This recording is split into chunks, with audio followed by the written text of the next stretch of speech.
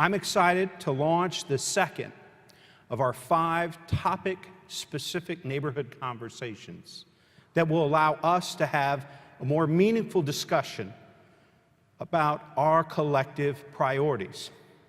We will discuss what is working well and explore where there are opportunities for us to do even more together.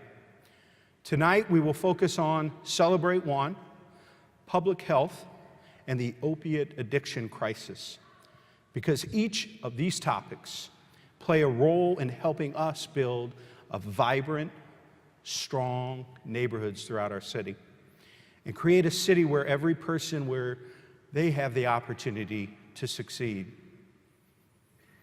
While there is much to be done, we've had some early wins getting us closer to reaching our goal of getting more babies to their first birthdays and beyond. Because of this community's effort, we have reduced sleep-related deaths by 50% since last year.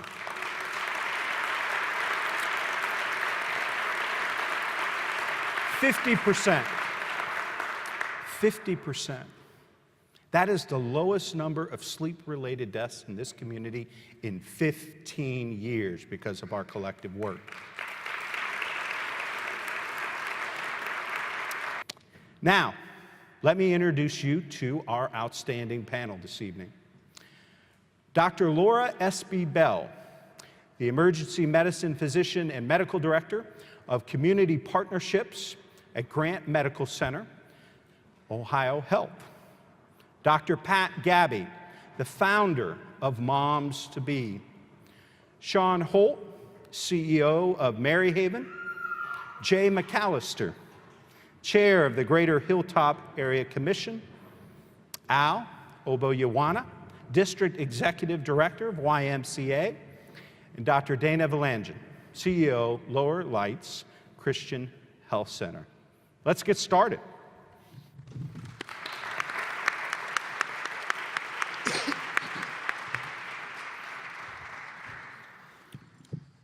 Dr. Pat, I talk a little bit about, as we make this transition to talk about infant mortality, talk about how the social determinants of health, including addiction, violence, crime, family instability, those social determinants, how they contribute to higher infant mortality rates.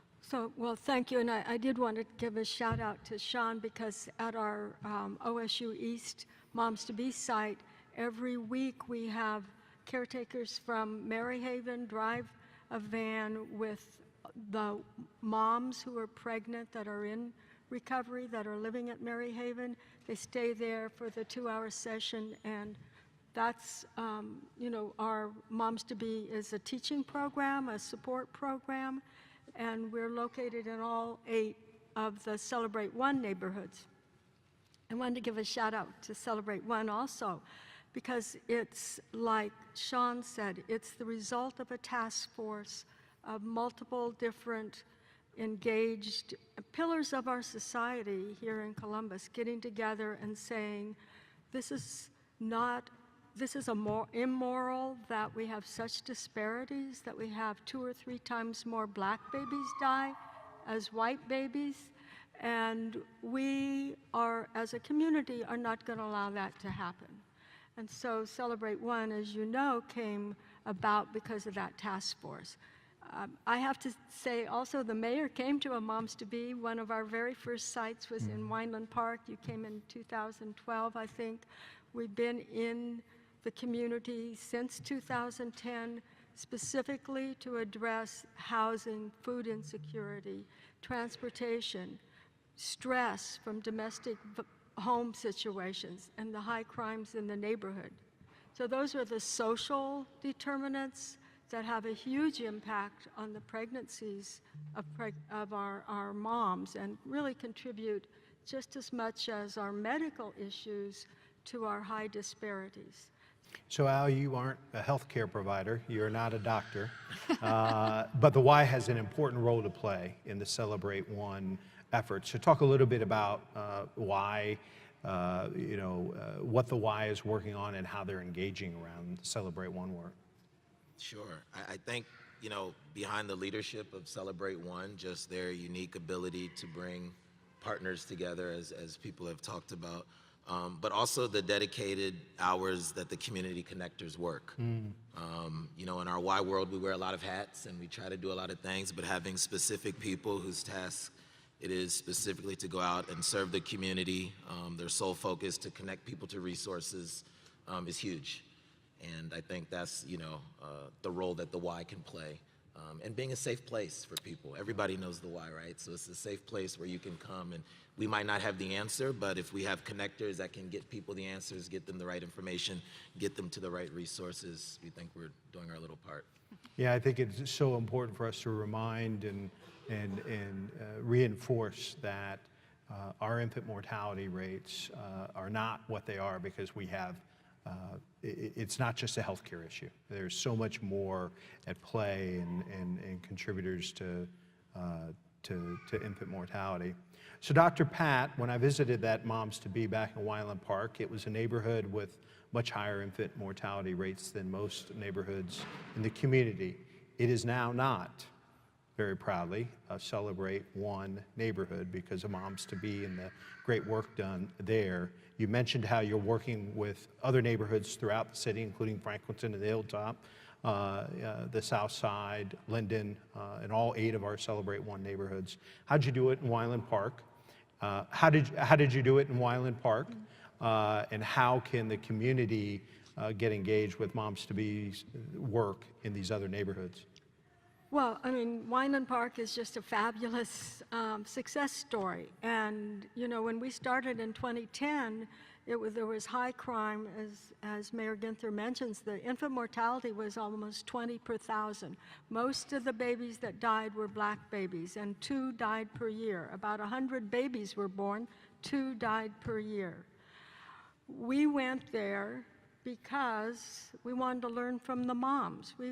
Why was there such high rates of infants dying? What were the underlying causes? We had a huge partnership with the Columbus Public Health, with the Wyland Park Collaborative, with the investors that had gone into the neighborhood to turn it around, Campus Partners, Kroger's, Wagenbrenner, Chase. So it really did take more than a village. It took leaders in the community that said, this is not proper, this is not right, this does not reflect who Columbus is. Our moms, just one example, once a mom, 8-month pregnant, came in. She said, is this putting my baby at risk? I had to lay flat on my stomach during the police raid. These moms are under incredible stress, and I mean, that reflects what's going on now with our opioid crime rate. So, yes, it took everyone. We feel like we did our part with Moms-to-Be because we had weekly 2-hour sessions there. We had nurses, doctors, social workers. My comrade, Twinkle Schottke, who said, teach CPR, be consistent, be reliable, be persistent. That's what the neighborhood needs, CPR. We're there every Wednesday. We're still there every Wednesday, even though our infant mortality is less than 3 per thousand. And that's what we want for every neighborhood, all 8 of our CelebrateOne neighborhoods, and we can do it. This city has the leadership, has the motivation, and has the heart, and thank you. Great. Al, share some of the success stories. What are some things that you're doing with the Y that you're seeing some progress and offer some hope to the work that we're engaged in? Yeah, well, first, I can't take the credit. I have an amazing team, and again, I would say our connectors through the YMCA, I know they served over 3,000 clients this past year, so I think that's amazing. Those are people that are ready, that are equipped, to your point, know about the A, B's, and C's of safe sleep.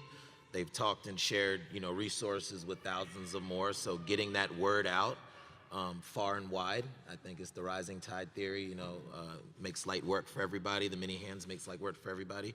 I think also with CelebrateOne, they really, when they convene us in groups, they have us think outside the box of not just being reactive to what's going on, but how do we get further upstream and look at preventative solutions and some of the other systematic issues that are causing this. I remember one of our very first meetings, Dr. Clark showed us it's like an iceberg. You know, you just see the very tip with infant mortality, but then there's all these things under it that we have to address. And again, I would just echo what she said down there. Collaboration really has been key for us in working with other partners in the community. Will you join me in helping to thank our panelists for their participation here tonight?